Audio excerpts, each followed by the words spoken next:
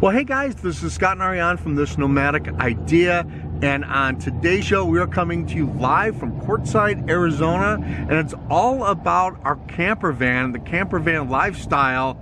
We have had so many questions about what modifications and what we've done to our tow vehicle, which is really also our camper van, and we finally answer and update what's been going on with the van, how we've modified it, how we stay in it. We were here for the holidays, and man, it has been phenomenal to stay in our camper van.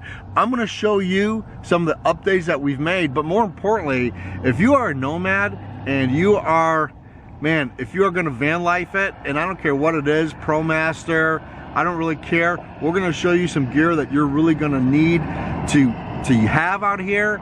And you can catch the audio version of this show on this Nomadic Idea. This would be episode 24. Let's get going from Quartzsite, Arizona. This is not a drill. Repeat, this is not a drill. Shall we begin?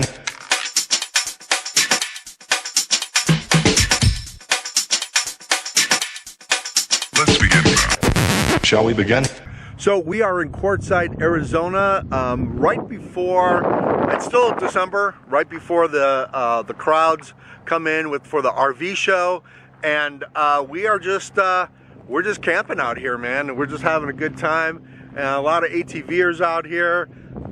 It's not really all that crowded yet, but I would imagine it's going to be pretty soon, and so I'm gonna really talk about and answer questions. We have had so many questions about things that we've done in the past with our van, and some of these older YouTube videos have all of a sudden just kind of popped up on people's feeds.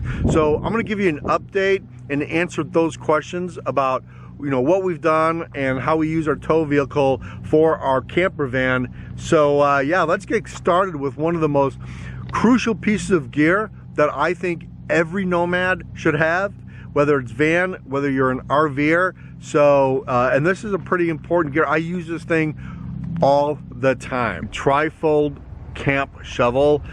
This actually folds in a really super small, compact way. It's super light, but quite frankly, with the amount of ash that I've seen in fire pits and the amount of debris I've seen in fire pits, this is a really super handy tool to clean out your fire pit. Now, if you're going to be boondocking for a while and you're going to have some campfires, it's always a good idea to clean out the ash. You'll be surprised on how long those hot coals will stay under ash, and if it starts getting windy, you know, those coals start blowing everywhere. So a camp shovel is a really good idea. Not only will help you clean out an old campfire pit, but it cleans it up and makes, and actually is much safer to use when you start building a campfire. So it is a great handy tool to clean your campfire out, especially after a week or a month of boondocking, especially here in Quartzsite, because, you know, people leave a lot of trash in it. So it's a great way, instead of picking out trash with your hand, is just use a trifold camp shovel. They're not that expensive, and I'm going to put a link below on where you can kind of take a look at it. I mean, I can't even tell you how many times I've used this thing. Okay, so the other question or comments that we get on an older video that we did was our screens. This was a do-it-yourself project that we have on our channel. These were bug screens for the van. So at night, if we had to run a little buddy heater, or if it was just hot outside and we wanted to roll down the window and not let all kinds of bugs in, our bug screens, after what, 3 years, they're still great. They're still doing really well.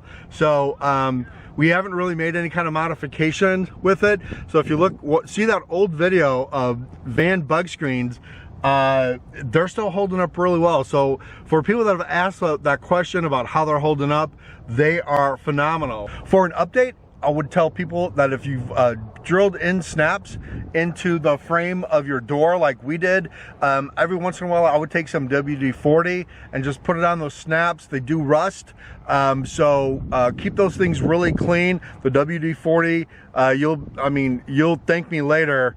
That was one of the things that we've learned how to adapt with these bug screens. But go watch that video, get some WD-40 or at least some 3-in-1 oil, and put those in there to keep those things at least lubricated, and then these things will last forever. So yes, instead of buying a Jackery solar gig, I made myself my own Jackery box. So I'm gonna do a specific video on how I took a igloo cooler and made it into a Jackery box with 200 watts of solar plugged into it. I've got outlets for it for my 12-volt systems, and that is one way to save a whole lot of money and have it permanently in the van. The other thing that igloo cooler can do is that it has solved the problem in winter as far as our Airstream goes and maximizing our solar. So I'm gonna do a complete video on that. You don't want to miss that. So one of the things that we've done to actually minimize having to use power all the time is we've bought a lot of solar lights. Solar lights, solar lights, solar lights. We use all solar lights to put underneath our Airstream and our van. It really does help keep the mice away, and so we do it with solar. We don't have to plug in. The LED lights are bright enough that they do deter mice from being under your rig, but they're low light enough not to piss off your neighbor that's parked next to you. But I'll put a link down below so you can go check that out. They stay on all night, and they've really worked well for us. You can get them in white or you can get them in colored lights. You know, I've got 3 strands of those, and so most of the time I have just the white lights on at night, but of course during the holidays I will bring out the colored lights for a festive campsite. We have a motion detector solar light that comes on if anybody walks near the Airstream or the van. We put that outside. I've got that out now. You can get that at Walmart. You can pick that up on Amazon. Those are readily available, and they work quite well. I'd highly recommend using solar for all of your lights outside, for either your security light and or decorative lights, or lights just to keep the mice away while you're boondocking. Highly effective. So our Predator 3500 generator goes everywhere with us. It's always in the van all the time. So whether I'm boondocking with the Airstream or I'm boondocking with just the van, if I need it, I just pull it out and turn it on, and so I've got some power. Now normally we don't need it with the van. For the most part, you know, everything I need works off of 12 volt. I don't really need the generator at all. But the Predator 3500, if you are going to get a generator, if you do want to get a generator for your RV, the Predator 3500 is one of the best generators I've ever used. That thing is a workhorse. You know, as long as you keep the oil changed in it and you start it at least once every 2 months, just to run that thing will run forever. So it goes everywhere with us. It is a great generator. I highly recommend the Predator 3500. It has been our lifesaver. It's like a credit card. Goes with us wherever we go. So we get questions a lot about the camper van lifestyle and the van lifestyle, especially in our diesel van. And the biggest question is, well, how do you guys take showers? Well, it's relatively easy to do. This little guy behind me is a portable pump shower. You just submerge it in water, hot water, and it works phenomenal. It also is charged via USB. So you can charge the motor from your laptop or on 12-volt system easily, and the thing's got 100 amp hour use, so it'll run for a long time. We use a bear canister for our hot water, And so it pumps right out of the beer canister. And we love this thing. I'm going to put a link below here too. You got to check this out.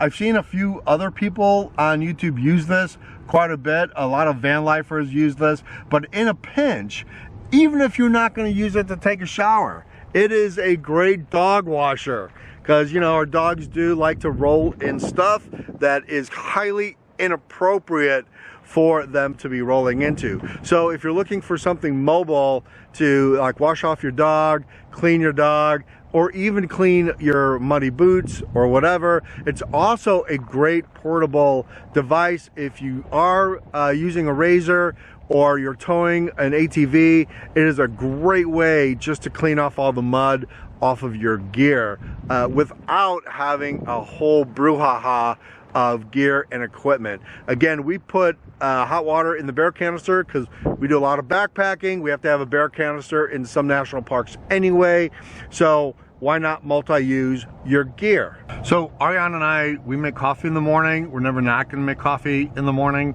so we love percolating coffee with a real coffee maker, or of course with us it's always vintage, so we have a vintage percolator. Of course we do, right?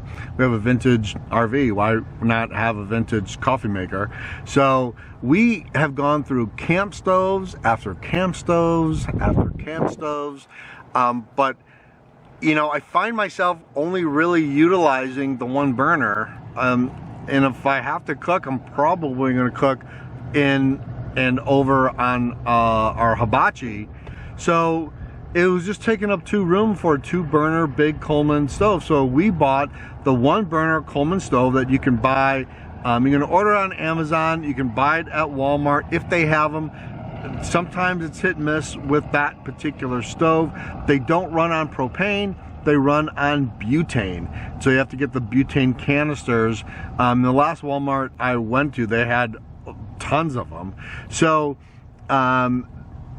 you know, and we find that this Coleman 1-burner stove heats up percolates our coffee faster, because again, it's about efficiency in this lifestyle, not you know how many BTUs you have, but how close your coffee maker gets to the flame.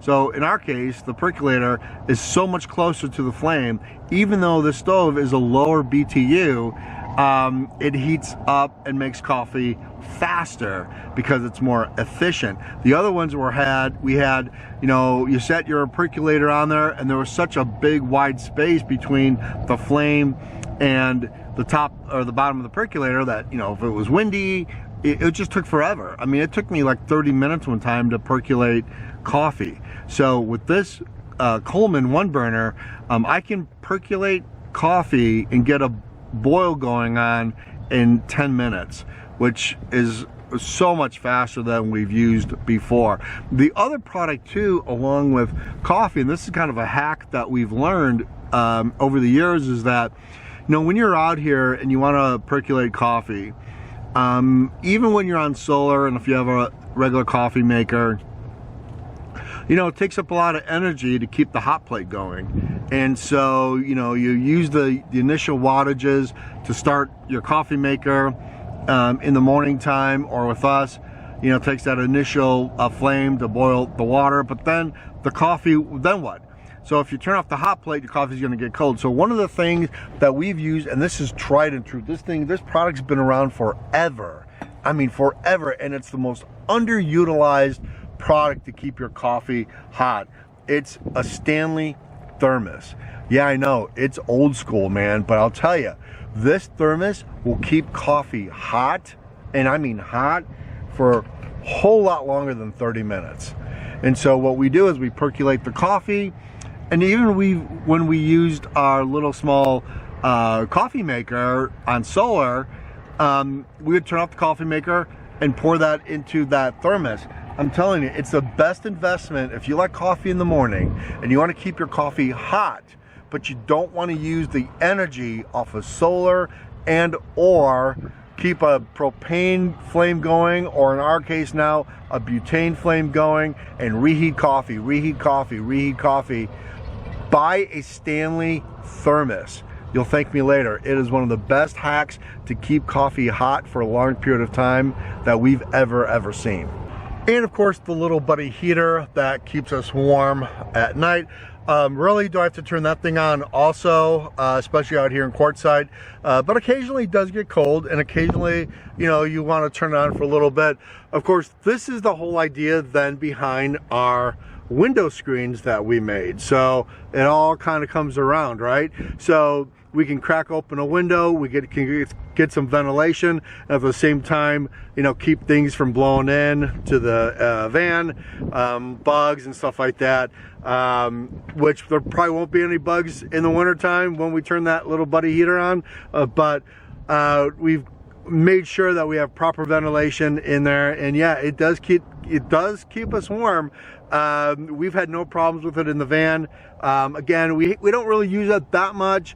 We definitely don't use it in the Airstream at all, but for van life it is absolutely necessary, and man, it does keep you very toasty at night when temps fall into the 20s. Of course, we do use our blackout curtains quite a bit. They really are, they give you a great sense of privacy. We Velcro those things to the top of the van. We use some fabric glue to glue fabric on those blackout curtains. I'm going to put a link description below on where you get those blackout curtains. They are invaluable if you're going to boondock out here in Quartzsite. You're gonna want, there's a lot of traffic out here, so you're gonna want at least a little privacy. And for us who stealth camp once in a while in Home Depot or a Walmart parking lot, the blackout curtains are a must. When I was traveling from Arizona to Wisconsin this year, I did stay at some places and I did stealth camp at a couple places, and the blackout curtains were invaluable as far as nobody can see inside that van when those blackout curtains are done properly. Again, Velcro, fabric glue, and your imagination, you're going to be pretty private. The other product that we use that really does save a lot of space and are reusable are recyclable paper towels. In other words, you can use these paper towels over and over and over again. As a matter of fact, these paper towels are great for cleaning solar panels because you can spritz them with Windex, wipe them off, throw them in a bag, wash them, and reuse them again instead of using an endless amount of paper towel. This is a great camping product because not only can you reuse them, because how many times do we use paper towels, right? All the time. So if you're going to clean something, these paper towels are awesome. I'm going to put a link below so you can go check these things out. Put them in the washing machine, put them in the dryer, reuse them over and over and over again until they just stop working. But I've used the same paper towels that I've ripped off of this roll, I don't know, maybe 10, 12 times. Just put them in a baggie when you're done, and when you go to do laundry, throw them in the wash. They're really, really good. I would not use them for grease. I would not use them for anything that is going to soil your laundry. But if you're just doing regular cleaning, solar panels, windshields, or just general cleaning with like Windex, these things are awesome. They're great also for doing dishes. And so you can just wipe off your plates, throw these things in a bag, wash them, and you're good to go. So that's the update on our van. It's our tow vehicle first. It's our camper van second. You know, it's really done exactly what we wanted it to do from the very beginning of our Nomadic Idea. It has taken us places where the Airstream just can't go. We have gone off-roading in it. We've done the Schaefer Trail. We've done so many off-road trails in this van, in the 7.3 liter diesel. I would say this is that no matter what lifestyle you choose and no matter what rig you choose, it has to fit your lifestyle. Ariane and I love backpacking and camping, and we never wanted to be we never really wanted to be restrained by where we went and how we got there. And so the van has worked out great. I appreciate everybody watching some of the older videos that are now just kind of starting to pop and people asking questions about it. I hope I've answered some and given you a couple different hacks and some gear items that might help your boondocking lifestyle.